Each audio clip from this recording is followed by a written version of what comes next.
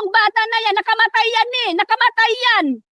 Nakamatay yan ang tao. So ano, ibababahay pag-asa lang yun? Ganito na lamang ang nasabi ng naghihinagpis na inang si Jeneline na humarap sa pagdinig ng Women, Children, Family Relations and Gender Equality kahapon, July 1. Si Jeneline ang ina ni Joyancy Sipara na isa sa mga tatlong nasawi sa nangyaring school shootout sa Tacloban noong June 22. Kanyang panawagan, pagpapababa ng minimum age of criminal liability.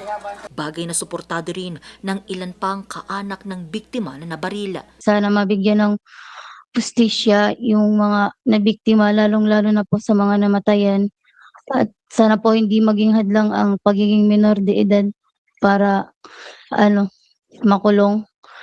Kasi parang unfair naman po na ganun-ganun na lang. Sa pagdinig sa Senado, isinusulong ni Senator Raffy Tulfo ang pag-amyenda sa Juvenile Justice Welfare Act at ang pagkakaroon ng hiwalay na pasilidad para sa mga batang nakagawa ng karumal-dumal na krimen. Saan dito yung takot may papakita sa mga bata? They will think that's excursion, camping. Dapat papakita natin na merong katapat na parusa ang bawat gagawin yung kasalanan. And that's why I will suggest na dapat magpapatayo ng separate facility para doon sa mga bata na nag-commit ng heinous crime, separate pambahay pag-asa. Dumalo rin sa naturang hearing ang tiyahin ni alias Nash na isang pulis. Dito ipinaliwanag niya kung paano nakuha ng 14-year-old na bata ang government-issued na Glock 17 pistol na baril. He forcibly damaged my locker. It was locked. And my house was locked as well po, ma'am. Pero yung locker ay plastic locker. Plastic locker, and my firearm was inside a gun box. The locker was as well locked po. And I'm only the one who had possession of the keys.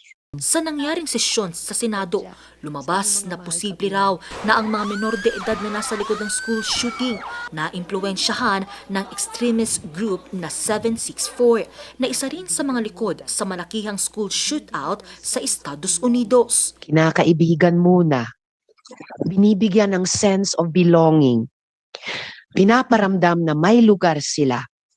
At saka unti-unting hinihikayat sa mas madilim at mas mapanganib na gawain. Paglinaw ni Senator Risa Hontiveros na kailangan pa ng malalimang investigasyon sa koneksyon ng grupong 764 sa school shootout sa Tacloban City at ang posibleng partisipasyon ng umano'y mga adult groomer. Panawagan naman ng pamilyang naulila ang hustisya para sa lahat ng biktima. Angel Arquero para sa Nation on the Move.